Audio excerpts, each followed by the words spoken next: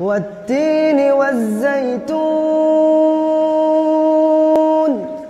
وطور سينين وهذا البلد الأمين لقد خلقنا الإنسان في أحسن تقويم ثم رددناه أسفل سافلين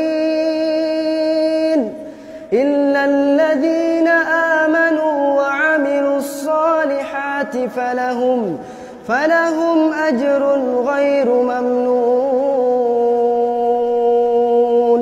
فما يكذبك بعد بالدين أليس الله بأحكم الحاكمين